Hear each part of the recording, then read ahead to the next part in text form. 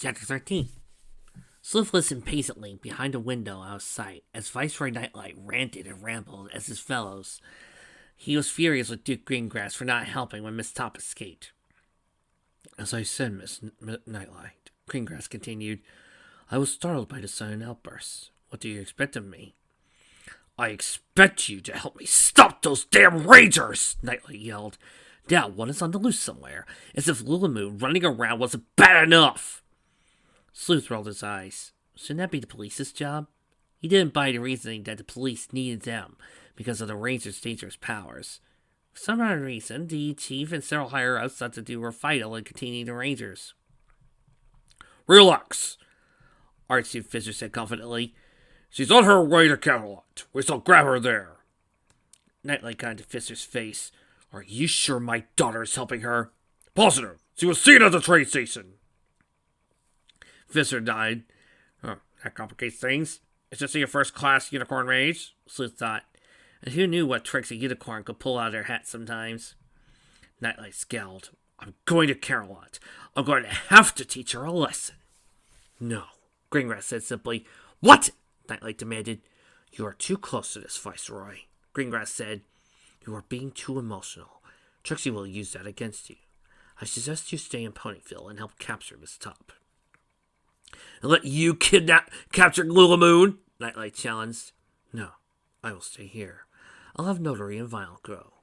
The two will be well suited to the task. Vile knows the city like the back of her hoof. I don't think we should divide our forces too thin, Greengrass said. And what are you going to do, Fisher? Nightlight asked, narrowing his eyes. Fisher grinned. Cut Carrot Top, of course! Ha ha! He gave a laugh. That little filly interests me. She's done an ample job evading the police. Who would have guessed that filly had such fight in her? Nightlight rubbed his sour nose. So it would seem. According to my reports, she's hiding in the Everfree now. Fisher seemed delayed. She's going to be quite the hunt. Sleuth almost fell over surprised. Nightlight looked startled. Is she insane? Sleuth had to agree. She must be pretty desperate to hide in there. The Night Court's going to have their hose full. Quite possibly, Greengrass commented. I agree with Duke, Fisher said. Notary is a capable and ruthless mare. So you'll find Lulamoon and catch her, no doubt about it. You need calm minds for this, Greengrass nodded. Nightlight scowled and considered this. He finally relented. Fine. My presence might complicate the search. I'm not exactly on best terms with my daughter right now. She's probably doing this to spite me. Always been a stubborn filly. Nightlight looked away. I think it would be best if I didn't see my daughter right now. He stared at Greengrass right in the eyes. You better not hurt a single hair on her head, Greengrass, or I will end you and destroy everything you have. Greengrass gave a gracious bow. That is why I'm having Vital accompany her. She's an expert at sleep spells. Notary can be a little too forceful at times. I am holding you to that, Nightlight said with a threat, and exited the room. I see they were busy, Sleuth thought as he snuck away. Unsurprisingly, the Night Court members didn't say anything incriminating. He didn't trust them. He didn't like the way they were plotting and scheming against the Galaxy Rangers, or pushing the police around like they owned them. He'd been keeping his eye on them for a while. As Greengrass said, Nightlight was too close to this. He had a personal vendetta, and was getting out of control. This only strengthened his gut's feeling that something didn't smell right about this. The higher-up seemed a little too eager to solve the case. Despite the evidence, Sleuth had his doubts about Lulamoon's guilt. He was a bit glad for Lulamoon's escape. It gave him a little more time to investigate. He was determined to find the real truth of the matter, free of the Night Court's machinations. Sleuth blinked. Wasn't that Lulamoon right now? She was some distance away, but he could definitely see her heading towards the outskirts of town. Sleuth smirked and followed her carefully. Trixie scared the area as she peered through a bush. It took about an hour, but she was finally able to find the area Rarity talked about. Squinting her eyes, she could see the message Pokey supposedly left, pointing her as his killer. No pony was around, so she tentatively entered the clearing. Twilight and Trixie decided to split up. Trixie would search the clearing while Twilight searched the cliff area. Trixie started to shake as she approached the bloodstain on the wall. She was consumed by intense emotions. Sadness at losing a friend and anger at herself for being not able to protect Pokey. She stroked the bloodstained wall and looked down. She felt tears building up around her eyes. She forced herself to get it together. Pokey was counting on her. Tracy examined the bloodstain. It looked like a skid mark. Tracy agreed with Rarity that Pokey wasn't stabbed here. If he was, then one would expect a large pool of blood under him, right? Tracy wondered the exact time Pokey was stabbed, and how long it took before he was thrown in this quarry.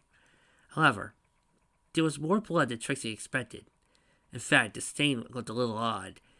It seemed possible Pokey moved around a bit before he died. Not much, but Tracy could see it. Pokey must have been too weak from the blood loss. Maybe the lines when he was dropped in here, before he succumbed to his wounds. Tracy stared at the bloodstained message. Tracy guessed it looked like Pokey's handwriting, but it was still too good for a dying pony. She looked around for anything or note around the wall. After 5 minutes, he gave up. Didn't like so he could learn anything else. "Hey, did you find anything interesting?" Twilight yelled from atop the cliff. "A little. You?" Tracy looked up and saw Twilight standing above her. Twilight's horn lit up. She was standing next to Trixie. She shook her head. "Nothing, unfortunately. The police looked this place over pretty good." Trixie sighed. She guessed as much. It was a long shot to think the police overlooked a vital clue. Tracy and Twilight started back to Ponyville. An idea struck Trixie as they walked. Maybe it would be a good idea to steal the police file on her case and see what they learned. Twilight's magic should make that pretty easy. Trixie really wanted to read Pokey's autopsy report. Trixie noticed Twilight wasn't following. She spotted Twilight and looked at some birds playing in the trees. "Is something the matter?" "I wonder if they saw anything," Twilight muttered to herself. Trixie blinked. "What?" "The birds. I wonder if they saw anything. There are a lot of birds around here," Twilight repeated. "We should ask them." "Twilight, what are you talking about?" Trixie was baffled at this statement. Wonder if Twilight had lost her marbles. "One, even if they could tell us, it isn't like the court system would accept their testimony," he said in a tone like he was talking to a small foal. "Two, they are just dumb animals." The bird suddenly turned and started glaring at Trixie. "Okay, that was weird." She looked over her head and thought it was only my imagination. "No, Trixie," Twilight said. "They're smarter than they look." Trixie snorted. "They have the brains the size of pebbles. Will they even know what they saw, even if they did see something? The only thing they could do is poop and eat, and not much else. They are probably some of the stupidest creatures in the animal kingdom." She considered a really annoying pest that never shut up. Trixie screamed as suddenly the birds flew towards her and started pecking at her face. She tried and failed to bat them away with her hooves. Luckily, Twilight created a barrier around Trixie. The birds chirped angrily that they couldn't get to Trixie anymore and flew away. "Thanks," Trixie said in a strange voice. "Stupid birds." "Are you okay?" Twilight asked. "Yes, fine," Trixie said, rubbing her head was still stung. "So, what exactly is this talk about asking birds if they saw anything?" She was very confused at what Twilight was getting at. "I have a friend that can talk to animals," Twilight proclaimed. "I was thinking we could have her ask around, see if they saw anything." "What?" Trixie was sure she heard that wrong. Trixie considers herself a rational pony, and the idea that some pony could talk to animals was pretty ridiculous. "Twilight, ponies can't talk to animals. That's absurd." "This one can." Twilight got a little defensive. "She talks about all the time in her letters." "Twilight, have you actually seen her do this?" Trixie asked. "Well, no," Twilight admitted. "But my friend would never lie about this," Twilight said a little too quickly. "She's a very nice, honest pony." Trixie stared at Twilight, who started to squirm a little under Trixie's glare. "Fine, let's do it," Trixie said with a sigh. She guessed it was worth a shot. Why not? It was a lead, at least. Twilight kept her hooves together. "Let's go! She doesn't look too far away from here, actually." "And who exactly is this animal whisperer?" Trixie asked. "Her name is Fluttershy," Twilight explained. "She's been my pen pal for years." Trixie blinked. "Fluttershy? That weird animal pony that lives near the Everfree?" So you have vague memories of meeting her back during the longest night.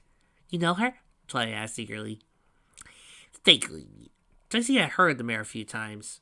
The only thing Trixie really knew about her is how much she loves animals, and she was a complete hermit.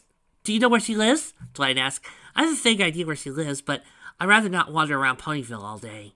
Tracy nodded. I think so. There it is, up ahead, Tracy said as they finally approached the Twilight cottage. The trip took longer than I expected, and all this walking was wearing her down. He had to go uncomfortably near Ponyville, too. But Tracy was confident no pony recognized her. Not having her trademark cape and hat made her harder to notice. It's beautiful, Twilight proclaimed in glee. It's just the type Fluttershy would live. Fluttershy's cottage was a two-story house that was in front of a little stream with a bridge. It was covered in birds' nests. They were in the trees in front of the house. They were hanging from posts near the windows. And bizarrely enough, in the green foliage-covered roof, Tracy could see animals playing about the house. This was definitely a house where an animal nut lived. It smelled of nature, and Trinkley wrinkled her nose at the odor. Twilight put up a hoof. You better let me handle this. Tracy raised an eyebrow. Why? She has a social anxiety disorder, Twilight explained. She's afraid of being around ponies. That's why she lives all the way out here. I see, Trixie said. Oh yeah, that's right. She was pretty shy the last time I saw her. Oh, what a bother. So be more receptive to a friend. Wait here. Twilight started heading towards the cottage. Twilight tentatively walked up to the door and gave a soft knock. Trixie could hear it eat from inside, then a loud crashing sound. Twilight blinked in surprise. Trixie was confused. How the hay can somebody react so violently to knocking on their front door? Silence. Twilight waited for Fluttershy to answer the door. A minute passed, then 5 minutes. Trixie groaned and started pawing at the ground with a hoof in annoyance. 10 minutes passed and still nothing. Trixie was tempted to throw the door open and drag the mare out. Twilight knocked on the door again, amazingly painted given the circumstances. Finally, a voice sounded from behind the door. Who is it? Trixie had to strain her ears to hear what was being said. Fluttershy, it's me, Twilight. You know, your pen pal? Twilight answered in an equally soft tone. Oh my gosh, is that really you, Twilight? Fluttershy exclaimed. Twilight nodded. I read your transcript of Fallen Angel. I said that it made me cry at the end. Fluttershy opened the door. Oh my gosh, you really is true, Twilight. It's nice to finally meet you, Twilight chirped. Fluttershy dragged a hoof across the ground shyly, not meeting Twilight's eyes. You should have written first. This is such a surprise. I know this is sudden, but we need your help. It's a matter of life or death, Twilight proclaimed. Huh? Fluttershy said in bafflement. So, would you like more tea, Miss Little Moon? Fluttershy said in a voice that was almost inaudible. She pointed towards Trixie's almost empty teacup. It's the Trixie, Trixie said testily. Fluttershy's face turned to one of panic. I'm so sorry. I didn't mean to offend you. It's fine, Trixie said slowly. She waved the hoof decisively. And this tea is excellent, but I think I've had enough, thank you. So, are the biscuits okay? Fluttershy said a bit worriedly. Pretty sure I overcooked them, so they're probably terrible. No, Trixie resisted the urge to sigh. They're perfect. Do you want another cushion? Fluttershy asked. You look a little uncomfortable. I'm fine. Trixie was almost at wit's end. For the last hour, Fluttershy fussed over every little thing. She was constantly worried about offending her guests. It made telling her the story very tedious. It was like the mayor was terrified he would scream at her if she offended them, or even the smallest slight. Trixie was glad Twilight left out the part about Trixie being the prime suspect, and that she was wanted by the police. That would probably complicate things. Remember, this is for Pokey. Remember, this is for Pokey. Remember, this is for Pokey. Trixie repeated in mind, trying her best to stay composed. She hated walking on eggshells like this. Everything is perfect, Fluttershy, Twilight said with a smile. You've been a perfect host. Fluttershy sighed relief and sat down in a chair. It amazed Trixie how patient Twilight was. All this fussing didn't bother her at all, apparently. So, will you help us? Twilight asked with a helpful look. Well, I guess I could, Fluttershy said after a moment of thought. Probably not going to be much help, but I would be glad to help, Twilight. She gave a weak smile. Thank you so much. Twilight grabbed Fluttershy's hoof and shook it. I'm glad to be of help, Fluttershy said awkwardly. She really didn't like to be in touch. Just a moment. Fluttershy went to a window and whistled. Soon a bird appeared that appeared to be a blue jay, flew towards her and approached her.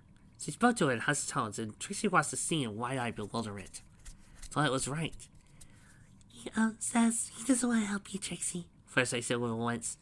He said you're a jerk face. Sorry. The bird nodded in agreement. What? Was all that Trixie could say. He said they don't like how you yell at him and his friends every morning to shut up. Fluttershy continued meekly. You said you're a very mean pony. Sorry. Fluttershy said the apology quietly. That Tracy wasn't even sure she heard it. Tracy startled was jaw grape. Tracy's very sorry. She didn't mean to hurt your feelings, Mr. Bird. Fluttershy said. She's really sorry, right? Twilight elbowed Trixie into the woods faithfully. Yes, I'm sorry, of course, Trixie said. Fluttershy translated. The bird shook his head. He doesn't believe you. Sorry. Fluttershy muttered the apology so weakly, it came as a squeak. Trixie's eyes twitched. She did to her control her emotions. Why must everything be such a bother? She breathed in and out several times. I'm sorry. I didn't realize I was being so mean to you. I need your help. My friends are in danger. I will do anything I need to protect them. They are everything to me, Tracy said sincerely. First I translated, and the bird chirped happily. He accepts your apology, but, he wants to give out birdseed every morning as a way of apology. Done, Tracy said without a moment of hesitation. The bird nodded in approval, chirped, and flew away. You see, Mr. Bluesay said that he would ask around if the bird saw anything. Fluttershy said, he'll be back shortly, if that's okay with you, I mean. Sorry for making you wait. Tracy was really getting tired of all the apologizing, but thought it best not to voice her annoyance.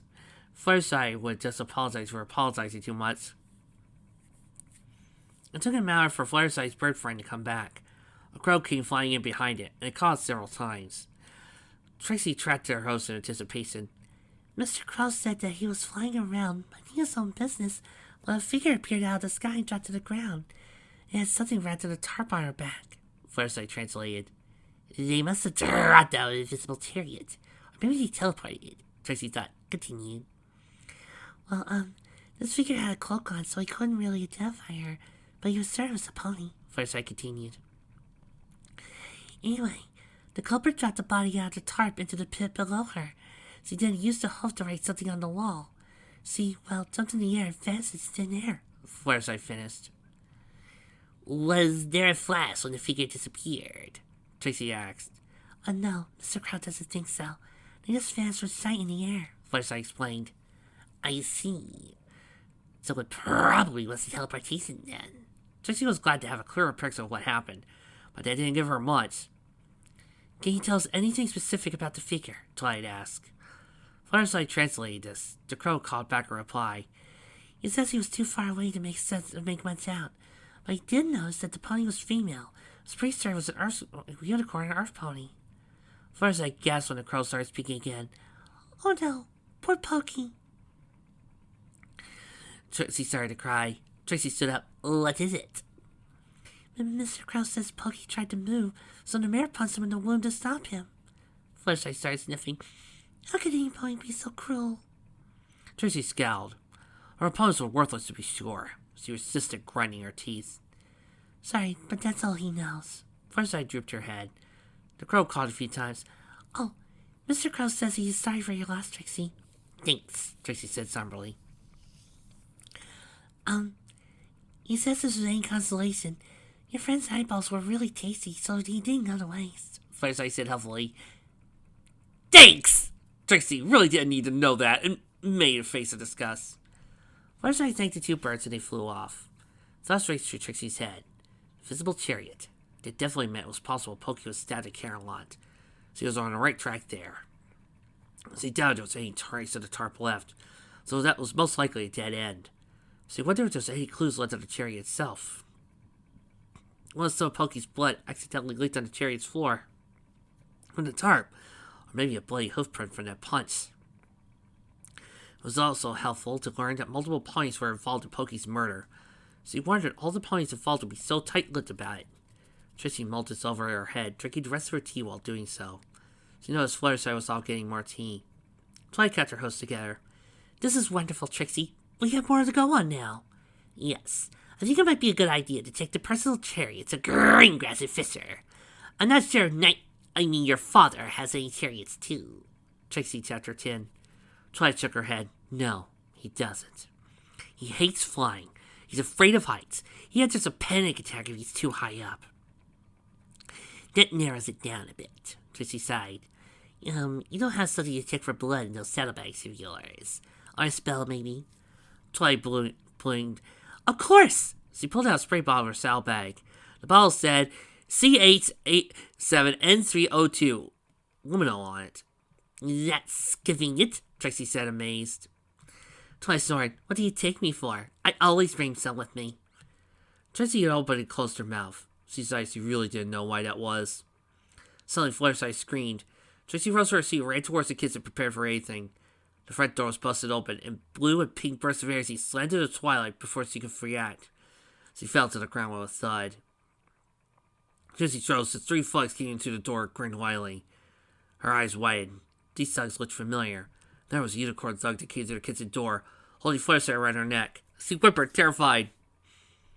Huh! You think we won't get you back for what you did, Trix? One of the thugs said. It was a red unicorn with a black mane. Oh, punny feathers. It's the thugs that kidnapped her Dinky! Trixie died in alarm. 'Cause the bosses be having bulls. We ain't gonna let you get away with that, a burly Pegasus said. Indeed. An old voice. It was old and wizened. She's got a lot to answer for. Out of the door stepped a new pony. She was an aged Pegasus mare. She had a wicked smile on her face. You are going to pay dearly for humiliating me, Luamone.